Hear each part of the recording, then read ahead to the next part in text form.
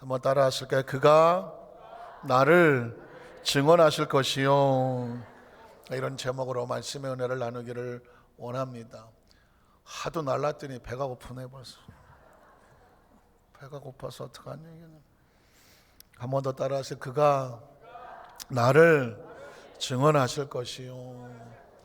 남성과 여성의 그 차이는 뭐 여러 가지 점에서 차이가 있을 수 있는데 대화가 잘 되지 않죠. 대화가 잘 되지 않아서 남성과 여성이 연애할 때도 그렇고 뭐 같이 살게 되면 남편과 아내가 늘 문제가 뭡니까? 이 대화가 잘 안 된다는 것이죠.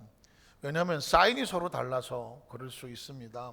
예를 들면 남성과 여성이 이제 연애를 할 때 여자친구가 남자친구에게 이렇게 말합니다. 자기 오늘 내 친구들 만날 건데 잘해야 돼. 그러면 여자친구의 친구들을 같이 데리고 오니까 잘하라고 하니까 그럼 잘할 거지. 괜찮아. 나만 믿어. 그래갖고 이제 저녁에 여자친구하고 여자친구들의 친구들하고 같이 저녁을 먹습니다.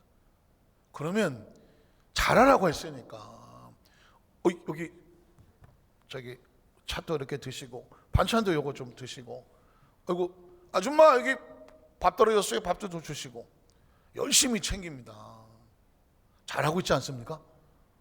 그리고 이제 커피도 또 가서 뭐 드시겠습니까? 주문 받고 끝나고 가다가 보니까 액세서리점이 있네.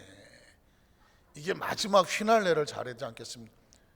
여기 지금 액세서리점이 있는데 혹시 마음에 드는 거 하나씩 고르십시오. 오늘 제가 쏩니다.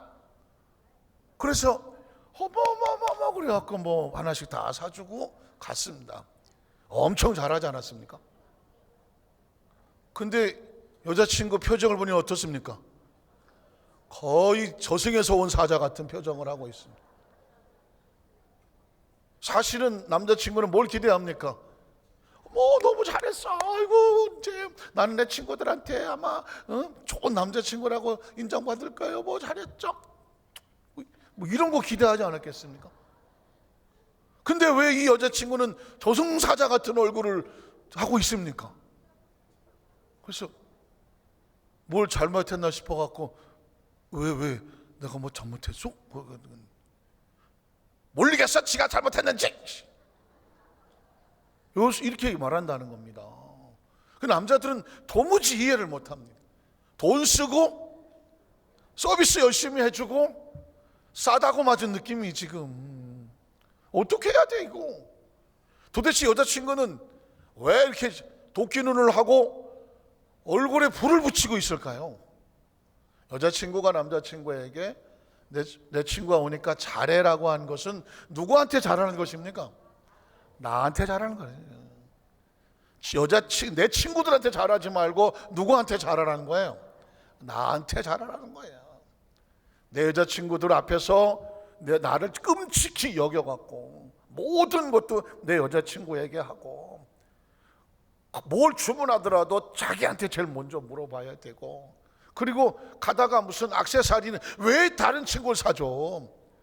날 사줘야지 나 혼자만. 그래서 그 친구들이 나를 부러워하고 가게 해야지. 그게 여자들이 원하는 잘하라는 거야. 근데 남자들은 또 이게 그렇지가 않아요. 남자들은 만약에 내 남자친구가 있는데 여자친구에게 잘해라 한다는 얘기는 내 친구들한테 잘하는 게 남자들은 잘한다고 생각을 해요. 우리 구조가 그래. 생각이 거기까지밖에 안 돼. 근데 여자들은 자기 친구들한테 잘하는 건 싫어. 누구한테 잘해야 돼? 나한테 잘해야 돼. 근데 지금 이 상황은 나이가 드셔도 그렇습니까? 나이가 들으면 바뀐다. 안 바뀝니까? 안 바뀌는구나. 그러니까 우리 오늘 장로님 두 분, 저 뒤에 계시는 주로 남성으로 여겨지시는 분들, 이런 분들은 전부 다 우리는 목숨을 걸고 끝까지 누구만 챙긴다? 마누라만 챙긴다. 이게 만수무강에 좋습니다. 괜히 어설프게 그래도 이렇게 해다가는 큰일 납니다. 우리는 여기서 안타깝지만 여성분들이 이런 말을 합니다. 내 편인 줄 알고 결혼했는데 이놈의 남편이 남의 편이야. 그래서 남편을 남의 편으로 해석을 하면 이것처럼 괴로운 건 없거든요. 여러분, 우리는 끝까지 부부는 한 편이야. 한 편입니다.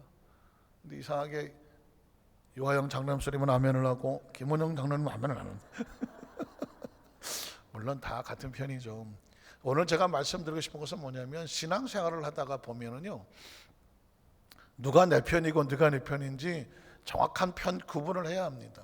물론 무슨 지연, 학연 이런 걸로 가르자는 것이 아니라, 영적인 신앙생활을 하는 데에 그 예수 그리스도로 인하여 예수님과 한 편이 되는 편이 있고, 예수님 때문에 갈라지는 편이 있어요. 오늘 예수님께서는 우리에게 나로 인하여 너희를 미워하는 자가 있으며 나로 인하여 너희를 돕는 자가 있을 것이다. 그러니까 예수 그리스도와 한 편이면 우린 다 한 편인 거예요. 믿으십니까?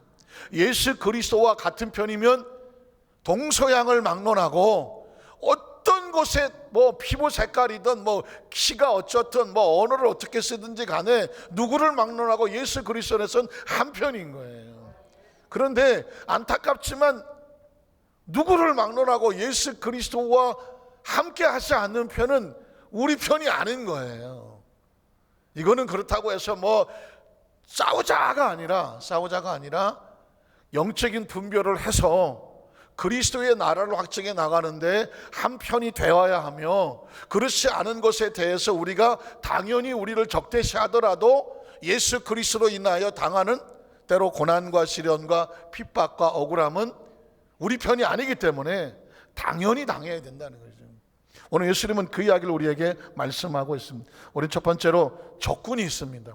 영적으로 우리를 미워하고 대적하는 영적인 적군이 있는데, 요한복음 15장 18절에 보면, 세상이 너희를 뭐하면? 미워하면 너희보다 먼저 나를 뭐한 줄 알아라? 미워한 줄 알아라. 세상과 예수 그리스도는 합할 수가 없어요.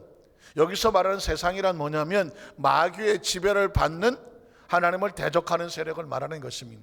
그러니까 하나님을 대적하는 세력은 하나님의 아들 예수 그리스도를 뭐할 수밖에 없다? 미워할 수밖에 없습니다. 마찬가지로 하나님을 대적하는 세력들은 예수를 믿고 하나님의 자녀인 저와 여러분을 사랑합니까? 미워합니까? 미워할 수밖에 없습니다. 그거는 당연한 상황이라는 것입니다. 19절에 보면, 너희가 세상에 속하였으면 세상이 자기 것을 사랑할 것이나, 세상 것은 자기 족속들만 사랑을 합니다. 그러나 너희는 세상에 속한 자가 아니니까, 마귀에 속한 자가 아니요. 누구에 속했습니까? 도리어 내가 너를 세상에서 택하였기 때문에 우리는 어디에 속해 있습니까? 예수 그리스도 하나님의 나라 속에 속하였기 때문에 세상이 너희를 미워하는 것이 당연한 것입니다. 굉장히 중요한 차원입니다. 정확한 제가 표현이 됐을지 모르겠지만, 제가 그 전에 꽤 오래됐습니다만은 군대 생활하던 동기들하고 한 4반에 같이 썼었던 후배들도 있고 선배들도 있고 하는데, 한번 남영주 어디 무슨 과수원집인가 배나무집인가 기름 잘 기억 안 나요. 어쨌든 갈비집에서 진짜 제대하고 오래간만에 한번 만난다.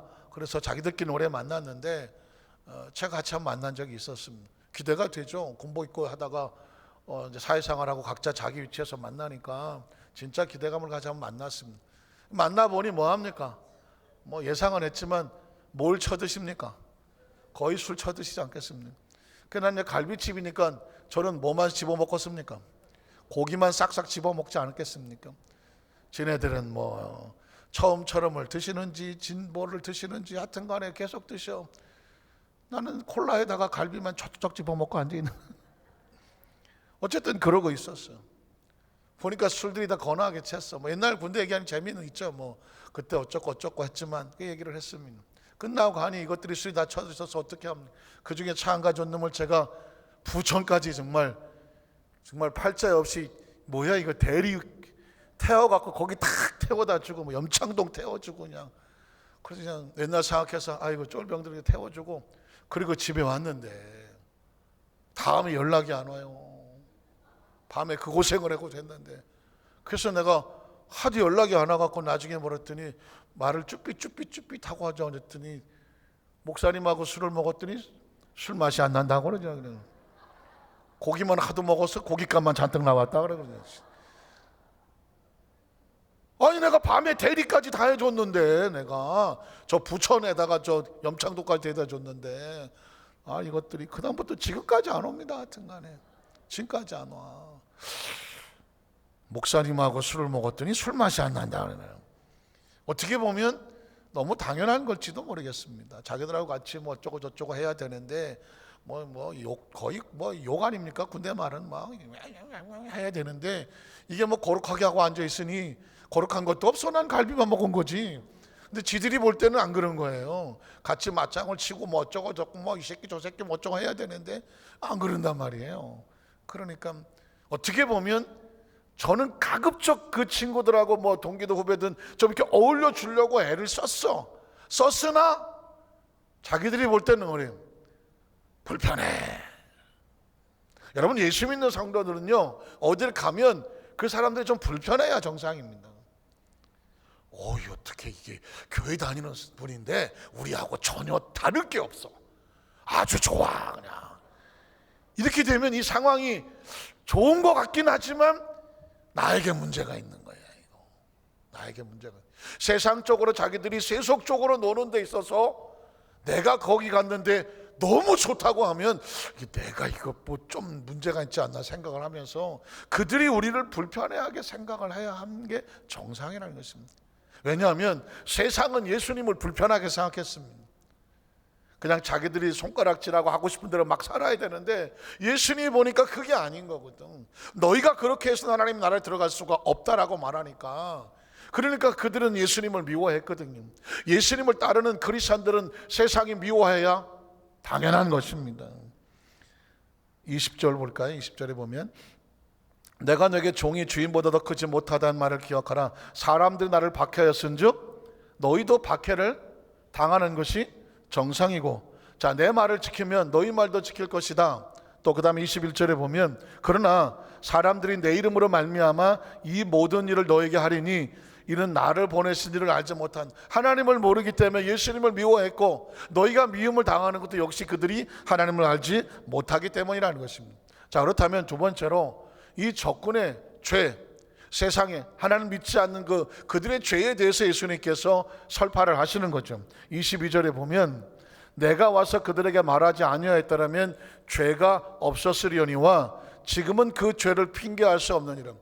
이 세상에 죄와 죄가 아닌 것은요, 하나님의 말씀과 계명이었고, 그 말씀과 계명의 주체가 되시는 예수님이 오셔서 무엇이 옳고 그른지를 예수님으로 말미암아 갈라놓는 것입니다. 자, 무엇이 옳은지 틀린지 예수님 오기 전에는요, 각자 자기에게 좋은 대로 말을 했어. 그러나 이제는 예수 그리스도 안에서 예수님과 같이 있어야 옳은 것이고, 예수님과 떨어지면 죄가 되는 것입니다. 무엇이 죄인가? 예수님 안에 있으면 죄가 아닌 것이고요, 무엇이 죄인가? 예수님 밖에 있으면 죄가 되는 것입니다. 한번 따라 하실까? 이 세상은 예수 그리스도로 말미암아 죄인과 의인이 구분이 되고 갈라지는 거예요. 우리가 왜 예수님 안에서 의인이라고 말하냐면 예수님 안에 있기 때문에 의인이라고 말하는 것입니다. 세상 사람을 왜 죄인이라고 말하냐면 예수님 밖에 있기 때문에 죄인이라고 말하는 것입니다.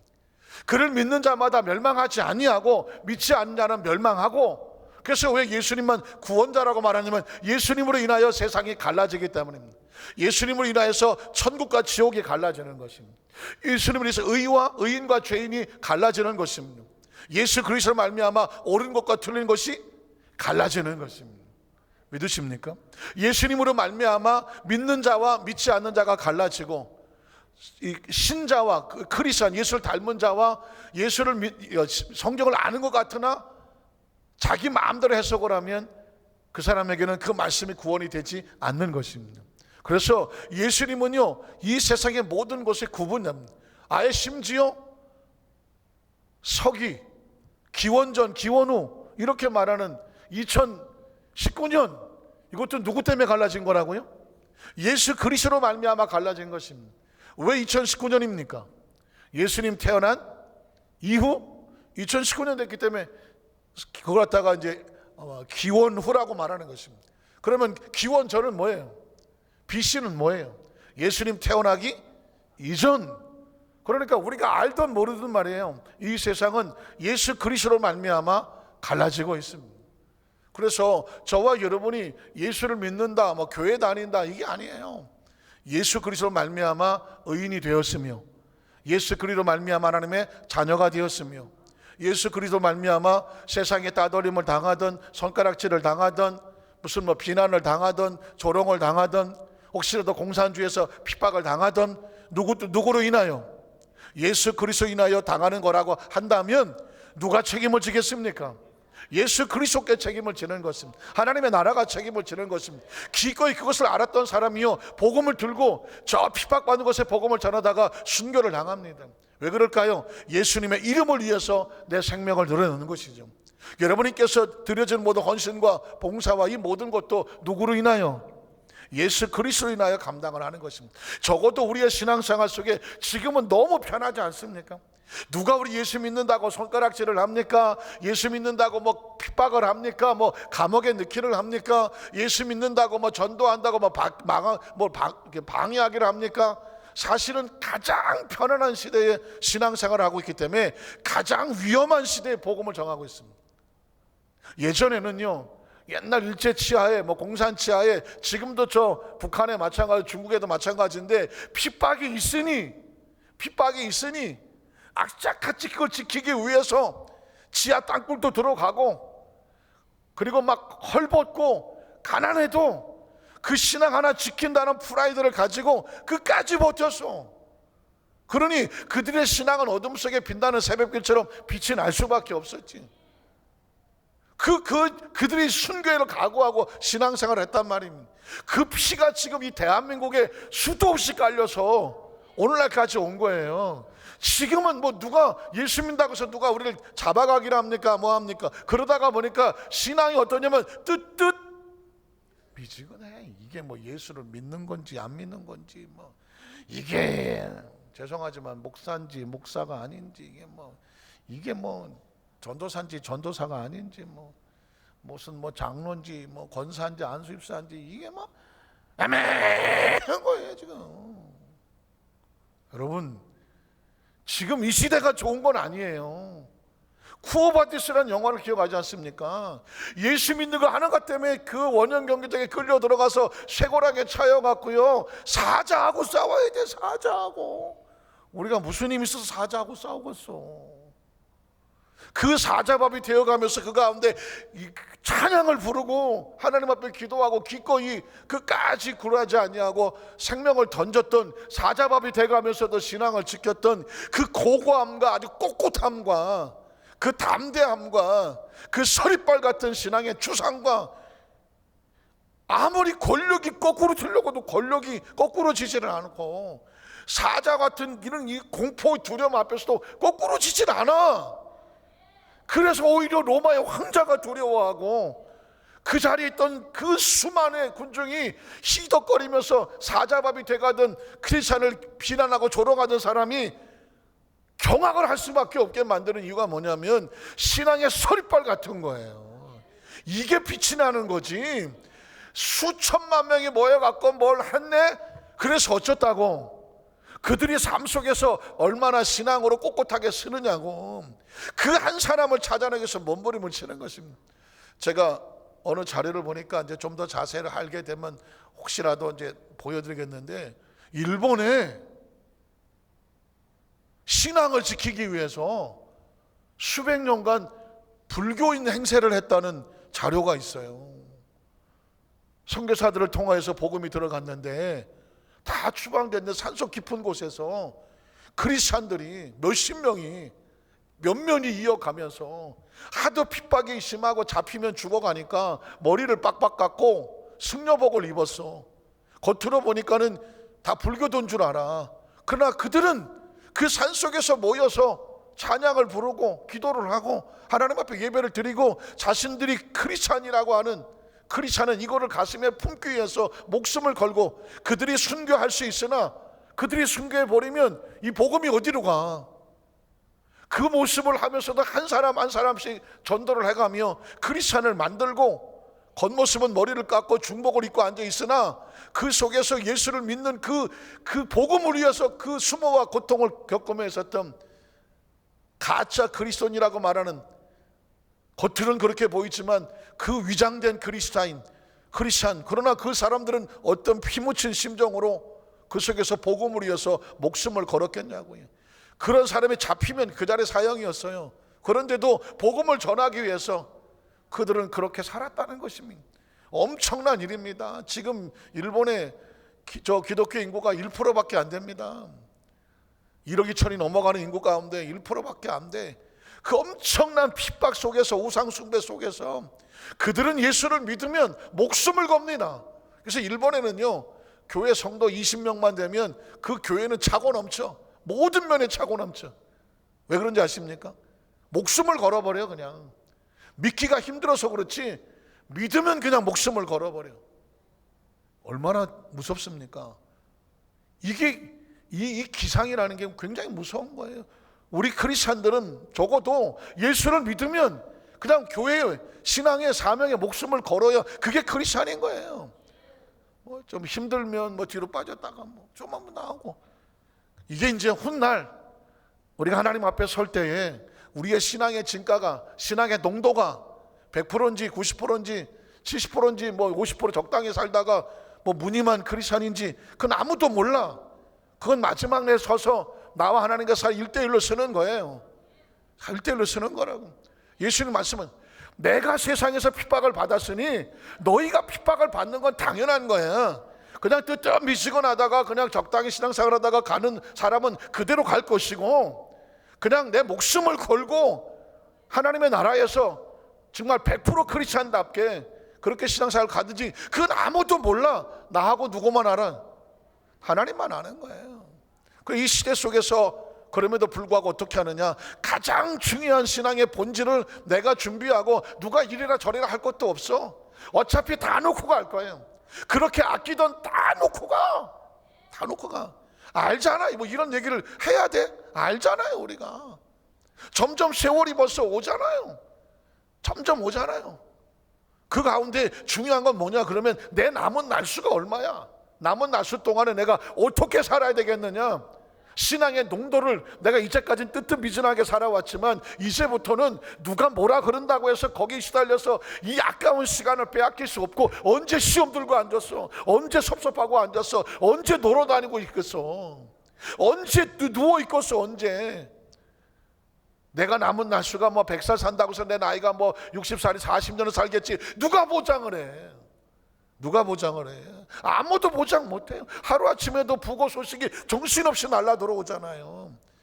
주민등록증 뭐 순서대로 태어나지만 가는 건 아무것도 모른다. 가는 날짜는 오늘 내일 아무도 모른다는 얘기는 뻔한 얘기지만 모두 어떻게 생각하냐면 나는 아니라고 생각하고 살잖아요. 이 시대 속에서 선지자적인 외침이 있습니다. 예수님은 용서하고 사랑하고 치료하고 회복하지만, 그러나 크리스천들에서 서리빨같이 말했습니다. 너희가 신앙생활하다가 핍박을 당하거든 내가 먼저 당했으니 너희가 당하는 것이 당연하고, 그렇다고 원망하고 불평하고 낙심하고 좌절하고 무너질 거 없어. 예수 그리스도에서 당하는 모든 것들은 하나님의 나라의 상급일 뿐이에요. 주님이 아시면, 주님과 아시면 되는 거예요. 내가 땀을 헌신하는 거 아무도 안 알아주면 다행인 줄 알아라. 오른손이 하는 거 왼손이 모르게 해주니 얼마나 감사해. 남이 안 알아주거든 할렐루야 하고, 내 뜻대로 안 되거든 할렐루야 하고, 왜? 주 뜻대로 하셨겠지 뭐. 그래서 그냥 아예 주권을 맡겨놓고 살고, 나는 그냥 최선을 다하고 뒷자리로 가. 뒷자리, 맨 뒷자리에 가서 앉아있어. 그러면 주인이 너 왜 거기 가 있어? 일로 와. 주인이 높여주면 그때 가는 것이고, 그리고 주인이 너 거기다 맡겨줬으면 또 여기 쓸모가 있어서 그다 맡겨놓는가 보다 하고 또 거기서 사명 감당하고, 그냥 주인이 하면 돼. 주인이. 예수님이 비유하신 것입니다. 왜 네가 교만하여 맨 앞자리에 앉아있다가 주인이 와서 너는 이 자리가 아니다, 네 자리는 뒷자리다 하고 가라 그러면 얼마나 창피를 당하겠느냐. 그러니 어떻게 그저 최선을 다하고 종은 자기 뒤로 가서 자기 자리에 앉아있으면 주인이 뭐라고 얘기하거든 저는 마땅히 할 일을 했을 뿐입니다 라고 자기 들어가서 앉아있으면 그게 족하다. 그게 지혜로운 사람이다 라고 말씀하는 것입니다. 그러니까 이 이야기는 뭐냐면 하나님의 나라 속에서는 조금도 내 자신이 뭘 했으니 내가 마땅히 이런 대우를 마땅합니다 라는 의식을 갖지 마라. 왜? 의식을 갖는 순간 서운하고 섭섭하고 힘들고 어렵다. 여러분 아시지 않습니까? 로봇 자동 청소기도 열심히 하고 다니다가 배터리 떨어질 때 되면 어디로 간다고? 충전기 가서 콕 끄져갖고 있다고. 청소기가 열심히 청소해놓고 주인이 온다고 나 열심히 했으니까 뭐 이런 거 없다니까. 돌아다니다가 청소 다 하면 지가 알아서 어디 간다고. 그 충전기 콧구멍 이게 나온 데다가 그냥 칵 박아놓고 하고 앉아있어. 다시 충전시키는 거야 밤새. 그 아침에 또 빼서 모터 끄고 가면 주인 올 때까지 또 삥 돌아다니면서 열심히 청소하고 있어. 그 와서 집에 와보면 어디가 있어? 또 가서 꽂고 앉아있어. 여러분 은혜됩니다. 이거 은혜되지. 맡긴 사명을 가지고 열심히 일하고 뭐 주인 내가 잘하냐 못하냐 누가 평가하는 거예요? 주인이 하는 거지. 뭐 맡겨놓고 앉아서 난 그냥 꽂고 또 충전하고 있으면 돼. 그러면 또 와서 아이고 잘했다. 그러면 얼마나 감사합니까?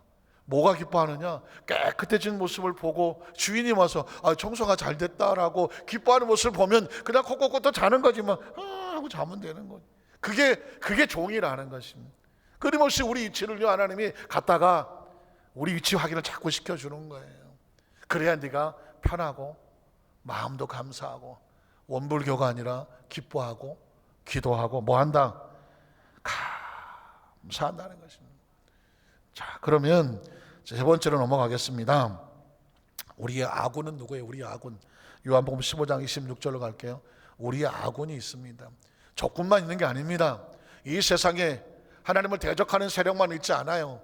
우리를 돕는 아군이 있는데 아군은 뭐냐면 내가 아버지께로부터 너에게 보낼 보혜사입니다. 그러니까 우리가 이 땅의 삶을 살면서 우리가 눈을 부릅뜨고 귀를 열고 항상 바라보고 항상 음성에 귀를 기울이고 우리가 아침 모시고 함께 갈 우리의 동지는 누구냐? 하나님께서 우리에게 보내실 보혜사, 곧 아버지께로부터 나오시는 진리의 성령이 오실 때 그가 나를 증언하실 것이고, 세상은 예수님을 핍박하는 게 당연한 것이고 기독교를 핍박하는 것이 당연한 것이고 예수 믿는 사람을 조롱하는 것이 당연한 것이고, 아니 세상에 살았으면 세상 법칙으로 살아야 되는데 크리스찬 이것들은 세상 법칙으로 안 살아. 누구의 법칙으로 살아? 하늘의 법칙으로 살아. 그런데 우리가 하늘의 법칙으로 살아가는 예수 우리의 원리를 누가 증언합니까? 하늘에서 오신 성령님, 보혜사 성령님이 오실 때 그가 나를 증언할 것이요, 또 너희도 처음부터 나와 함께 있었기 때문에 우리가 하나님의 사람인 것을 누가 증언한다? 성령님이 우리를 뭐 하실 겁니까? 증언하실 것입니다. 최선을 다해 육신의 몸을 가지고 있으니까 이 땅에서 하나님의 나라에서 헌신을 다하여 최선을 다하고 우리가 어떤 사람인가는 누가 증언할까요? 성령님이 하나님 앞에서 증언하실 겁니다. 그러니까 우리는 매일 매 순간마다 내가 하나님 앞에서 오늘 하루도 어떻게 살았는지 최선을 다하면 되는 거예요. 최선을 다하세요. 뭐 누가 나를 평가해 주지 않아도, 알아주지 않아도, 뭐 하지 않아도 여러분 절대로 그것 때문에 마음 상하면 안 돼. 옛날 고서상어에 보니까 어떤 사람이 꿈속에서 모욕을 당하고 돌아가셨어. 어떤 사람이 꿈을 꿨어요. 꿈을 꿨는데 꿈속에 막 하얀 도포를 입고 눈알이 시뻘겋고 뭐 이런 사람이 나타났어. 그리고는 막 뭐라고, 그리고 얼굴에다 침을 탁 뱉었어. 갑자기 황당하게 꿈속에서 알지도 못한 사람이 나타나갖고는 자기한테 뭐라고 막 그런 다음에 침을 뱉고 꿈을 깼어. 이런 황당한 꿈이 어딨나. 화가 나고 속이 상하고 견딜 수가 없어. 자기 친구에게 내가 어제 꿈을 꿨는데 별 이상한 게 나타나갖고 말이야, 나한테 항상 뭐라고 막 모욕을 주더니 내 얼굴에 침을 뱉고 갔다는 거예요. 내가 이 분이 안 풀려갖고 내가 오늘 이렇게 생긴 놈만 만나면 가만 안 두겠다고요. 자기가 꿈에 그런 모욕을 당했는데 이걸 어떻게 할 수가 없어. 친구랑 같이 시장 바닥에 나가서 그렇게 비슷하게 생긴 놈 만나면 내가 아주 그냥 작사를 내겠다고 하루 종일 한 3일을 찾았는데 그렇게 생긴 놈이 있겠어요, 없겠어요? 없지. 왜 없어? 꿈속에서 본 거예요. 3일을 찾다가 없으니까 화가 나갖고 열받아서 그냥 죽어버렸어. 열받아 죽어버려. 이게 중국 고사성어에서 나오는 이야기입니다. 꿈속에서 모욕받고 열받아 죽은 놈이 있다는 것이.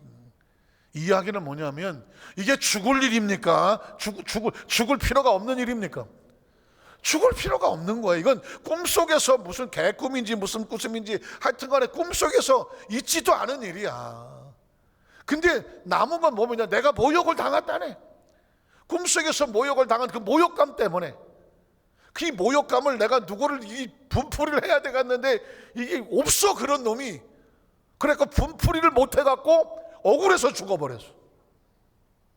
세상에 많은 사람들이 감정적인 상처를 당할 때에 실체도 없어.